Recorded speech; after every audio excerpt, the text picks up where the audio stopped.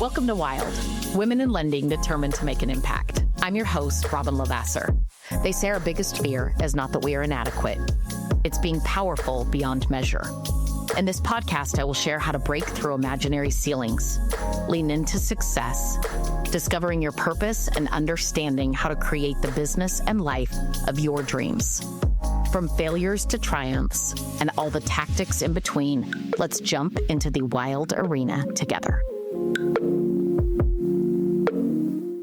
Welcome back to Wild with Robyn LaVassaur. I want to talk today about a subject that, those moments when later on you can retrace steps and go, that's a big aha for me. I've had an aha around this so many times that now I'm constantly talking about it, teaching to it, and really challenging people with it. And I think it's such a beautiful challenge for every single one of us to stop and think about how to erase when we desire, when we know that it's potentially necessary, the equation of the and or the or, and really just say it doesn't have to be one or the other. It can be both, right? You can really achieve and do both in many different ways. And as I think about it in my career, one of the things that was said a lot in terms of being a mom, right? Gaggle of young children. If you don't know me, I have triplets. And then at the time that I had the triplets, I had a 2-year-old. And I also really, really, really loved lending from the day that I got in and from the day that I was on bed rest with the triplets to when I delivered them to after their delivery.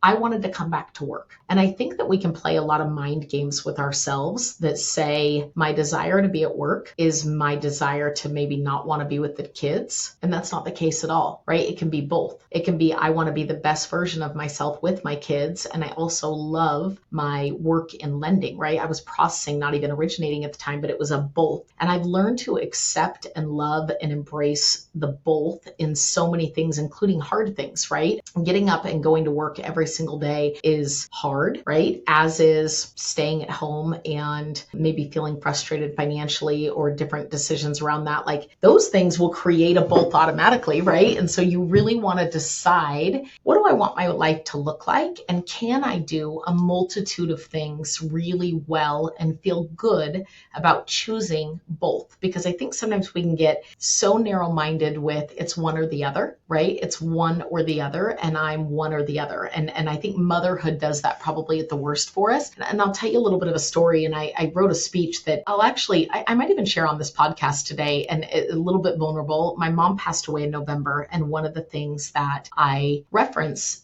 when it comes to my mom is I was sitting down and really replaying my steps. So I had a working mom when I was growing up. My parents were married for 50 plus years, really, really blessed, really lucky in that space. My mom really was the definition for me of both. And when I really think about my life, I can do both. I can be fiercely independent and really happily married. I can be absolutely a leader and I can be a great follower. I can be an incredible coach and a great student. I can be a top producing loan officer and still care about my clients. You can be a great mom and have a great career. And I think that when we start to say, I can only do this in general in life, we are limiting our desire, right, for abundance to say it can be both, right? I can love to go to church on Sunday. You see those t-shirts and cuss a little. I don't love it, right? Like I definitely talk about it later, but it's definitely a thing that you can be both, right? You can be a profound lover of Jesus and absolutely still be a sinner, right? That's the perfect both in this world. And we all know that exists.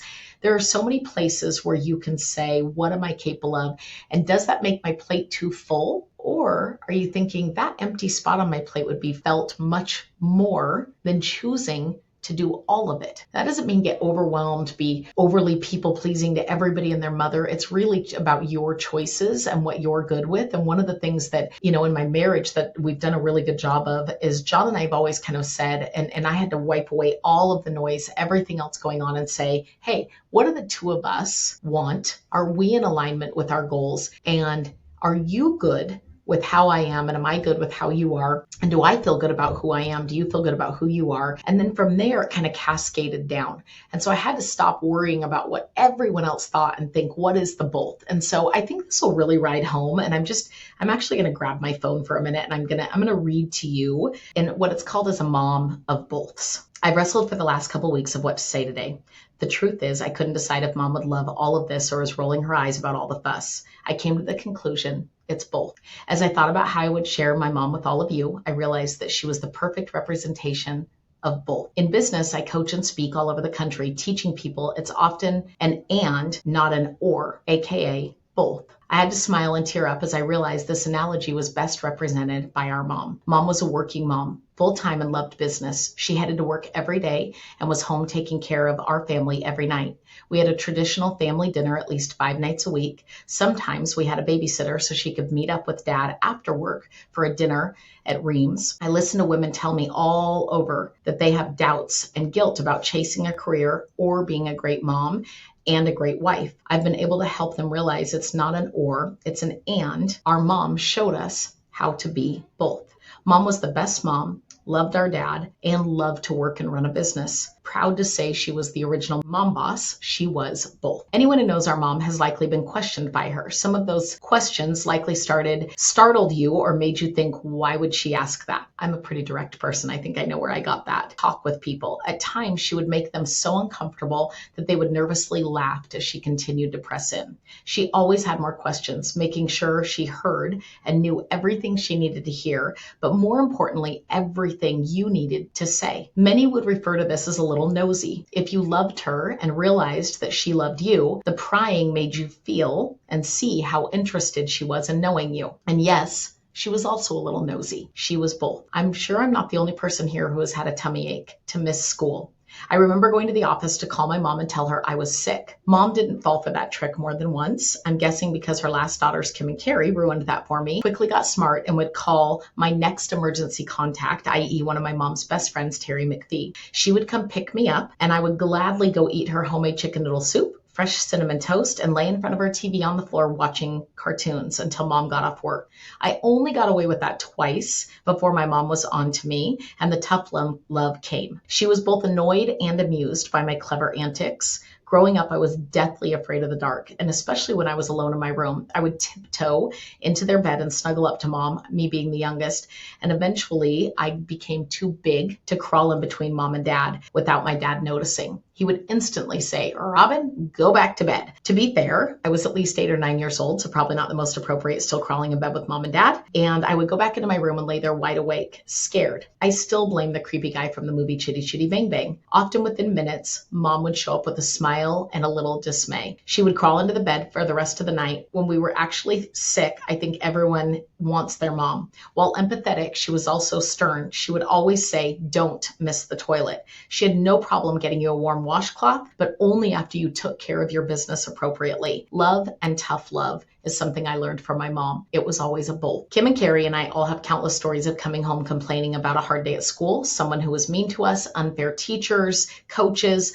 Our mom would listen and then look us dead in the eye and say, well, what did you do in all of this? We would want her to defend us. We would want her to honor us, fight our battles. She never would. Instead, she would make us look in the mirror, owning anything that we could in this situation. It always irritated me, often felt very unfair. All the other moms would be calling and complaining, and all of a sudden there'd be these meetings. My mom would never partake. She didn't want to hear that it was someone else's fault. She was so good at accountability, endless supportive love. I did watch that toughness part shift once she became a grandma. When her grandkids were born, now the great grandkids, when they were little, they could do no wrong whatsoever. I can relate to that now being a grandma. And everything that they did was always someone else's fault if they were unhappy or struggling. Once they got older, though, that tough love came back. And I can tell you as a parent in general that the both in that space is so desperately needed by our children and by one another, both the tough and the unconditional, right? The tough and the unconditional love. I did watch the toughness. Mom lost her hearing years ago after an infection and a hospital stint from them. She would always say to anyone having a normal conversation, what? I can't hear you. But if you whispered or had a side convo, she knew exactly what you said and just enough to ask questions, which always made us giggle. She had both. If you wanted mom in her happy place, take her to the ocean or the mountains. The cabin was what she loved. She also loved the ocean on the Oregon coast. I tell a little story about that. She was both. She loved both winter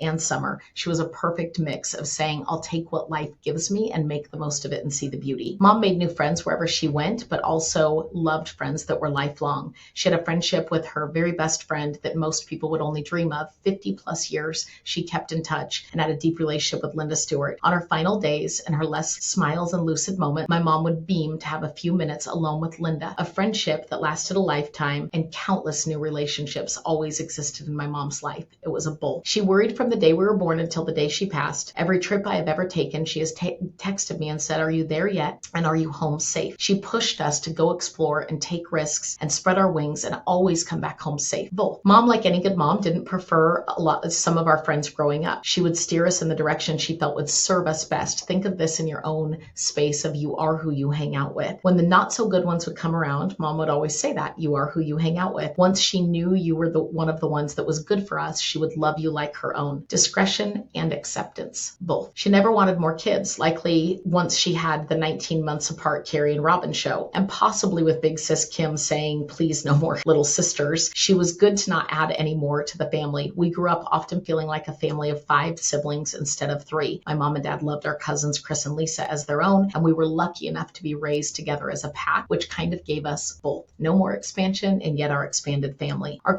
current family growing one new addition at a time via the addition of spouses and new babies, had my mom and dad so proud of the legacy that they built. Mom has said, despite the chaos that comes with family gatherings at 40 plus people sometimes versus 8 to 10 as it used to be, it can never be too big to be together. Her only legacy wish was the connection that all of our family continues to stay connected despite the size. Both. You can stay incredibly close and also be incredibly big. A really good example of that for myself in the business setting is our branch has grown and yet we've remained incredibly connected. Our company has grown and yet we've remained incredibly connected in our culture. You can grow your business with your real estate agents, with your clients, and remain incredibly present and connected and still joyful in that growth. While things change a little bit, you can still do both. I could go on and on about the silly boths, about the life lessons from her boths. She loved card game, a White Russian and a margarita, NFL football, and a sappy or musical movie. The only place a both didn't exist is how she voted, and she never wavered on that. That was never a both. So I'll end with what I believe our both is about being here today. We still want her here, but we are so grateful, and we grieve in the void of not having her with us during the celebration and the overwhelming gratitude for the life that we got to share with her. We will cry and we will celebrate. We will mourn and we will keep moving. Life doesn't seem possible without her.